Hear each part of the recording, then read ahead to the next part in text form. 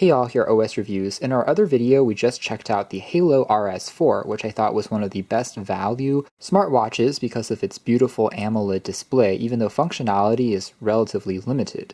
And today we're taking a look at yet another smartwatch, a budget one, that is from a ecosystem brand of Xiaomi. It's called the KaiSelect K10, and the name itself is not quite as well known as Halo, I would say, but like I said, they're all part of the same ecosystem, so we'll see many similarities in terms of features as well as the UI. This one, of course, has a round display instead of the square shape that we saw on the RS4, but Halo does also have a round display watch, which goes by LS05/RT2 is their newest model. So this is really going to be a close sibling, I would say, to this particular watch, as well as the EMILAB KW66. So these are all what I consider as almost identical smartwatches, just going by slightly different names. So anyways, this particular watch, it's actually one of the least expensive models that you can find though.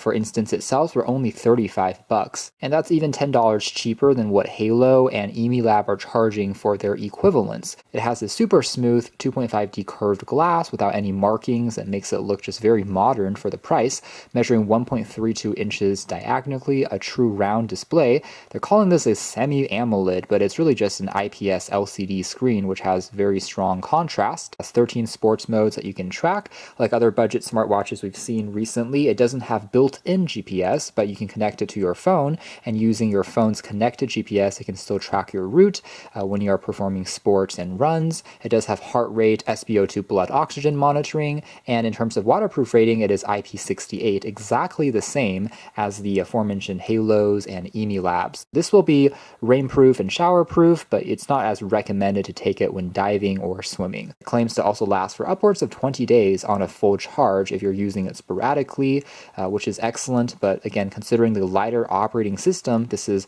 about average. Simple presentation. I've already started to test and use this, of course, because it's our review, but just showing you guys what it looks like when you first take it out of the box. Magnetic Pogo contact charging cable, as well as a quick user guide with a QR code you can scan to download the companion app. So taking a quick look at the design of the watch, just by looking at it from afar, you really can't tell that this is only a $35 wearable. It's pretty crazy how far we've come in the past year or two when it comes to having these much larger displays, a true round screen, and these curved edges, a full metal frame. In addition to having kind of a back key, we also have a dedicated control for accessing the sports tracking modes. So it's a little bit easier to jump into the sports activities. All of the keys, like I said, are constructed out of metal, so they feel quite good in terms of their responsiveness, but they are a little bit shallow in terms of it doesn't protrude a lot from the edge. Fairly lightweight smartwatch, it doesn't really weigh you down. Even if you have smaller wrists, it's still going to look pretty clean and attractive. And on the very back here, we do have a glossy plastic material as opposed to the aluminum frame that we have on the edges, but it feels comfortable on your skin. And we also have the SpO2 blood oxygen monitor, which will flash red, and the green there is for your heart rate sensor, in addition to the charging contacts. Watch straps, of course, are replaceable as usual. The silicone here felt breathable when I was wearing it for the past few days. I didn't really notice any strain or any irritation. Quick size comparison again with the aforementioned RS4, which does have a slightly larger display, like we said, this one here measuring about 1.7 inches. The Amazfit GTR2 series, although the GTR2 has slightly larger bezels, as you can see there. For a watch that is just a fraction of the price of the Amazfit, it still looks quite good. This one here is called the BH588A, is from yet another ecosystem brand of Xiaomi, and by contrast, I have to say that the KaiSelect K10 is a better choice, at least in terms of having a sharper resolution. You can tell that there's a bit more pixelation here versus the contrast on this LCD screen just is a little bit more vibrant and detailed. So there are improvements even within their affordable smartwatches, not to mention that it has a metal frame compared to plastic on that particular version. So taking a closer look at the UI, overall it's quite simple and straightforward. So we can long press for a few seconds to change the watch dial. 6 options which you can choose between, and you can download more ones to push over to the watch. That being said, because it isn't a OLED screen, there is no always on display mode, and brightness is decent. You can definitely still see it if there's moderate lighting, but if you're under very strong sunlight, it can still occasionally wash out a bit. For an LCD, I think it's doing quite well, especially with viewing angles, responsiveness all feels good.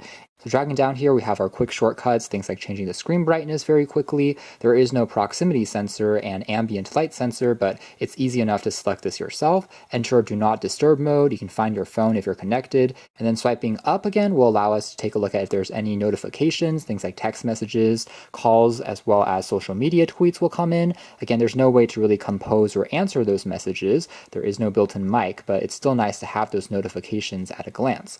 Now the carousel here, we can swipe between to enter the quick widgets. We see that there are occasional moments of hesitation, but overall for a budget smartwatch, it still feels respectable. And so the first panel here takes advantage of the round display and shows using the curves how much of our daily goal we've completed in terms of steps, calories burned, distance walked, all pretty simple to see.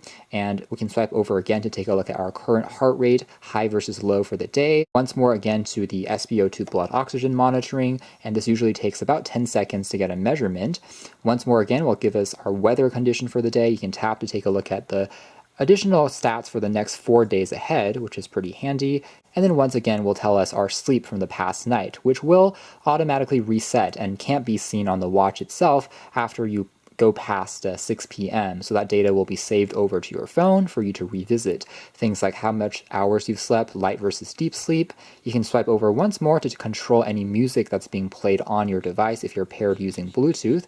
And the device does have haptics, as you can hear there, to give you a notification.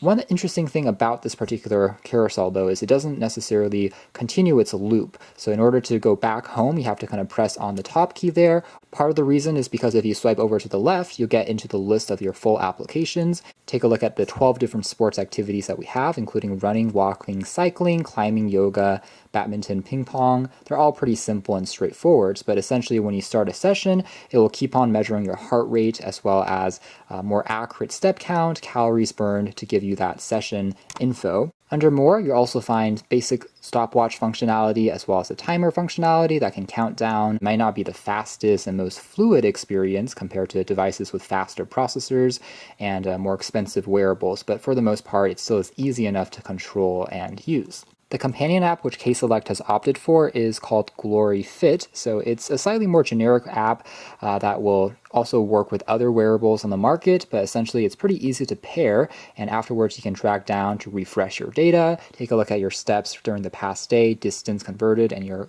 target, which you can change as well, and records all of this data for you to review later on. Same thing goes with your heart rate measurement. Now, when it comes to accuracy of the step count and the heart rate, I would say both are pretty good. Like I said, it's fairly copy and paste with the Halo RS4 in the sense that functionality of these budget smartwatches from Xiaomi's ecosystem brands are largely the same, so the sensor quality also isn't too far off. I found it to be precise enough to get you an indicator of how active you are. Heart rate as well wasn't too far off from some of the Amazfit smartwatches I was comparing it with. Now, when it comes to sleep tracking, I would say this is one area where, similar to the Halo RS4, it doesn't really track naps during the day, so you have to sleep during the regular hours at night. I found the accuracy, though, to be not quite as strong as on the Halo watch, in the sense that it tends to over-count your sleep, but didn't really kickstart the day with a bang, so it thought that I was still sleeping, but that wasn't the case, and on the Halo smartwatch, by contrast, it was able to better delineate that I actually woke up. So overall, I would say accuracy here can definitely be improved, but one thing I do like about this app is it does give you some analysis, such as you're sleeping too late, waking up too soon, things like that, which at least shows you some personalized information and potentially how you can improve your habits compared to on the Halo app.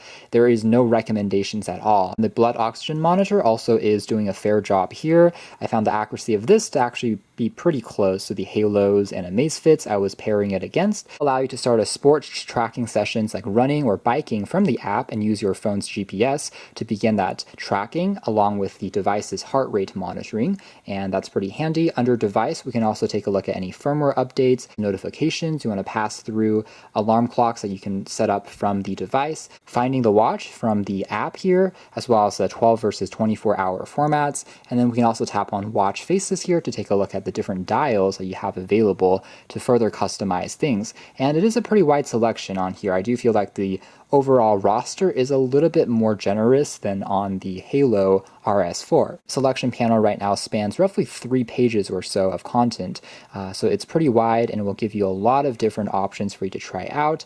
A lot of these are quite attractive. They show off the vibrancy of the screen. They have kind of cartoon-like figures, others which are more classic and analog style, and overall it definitely gives you a quite wide array of options, which is appreciated.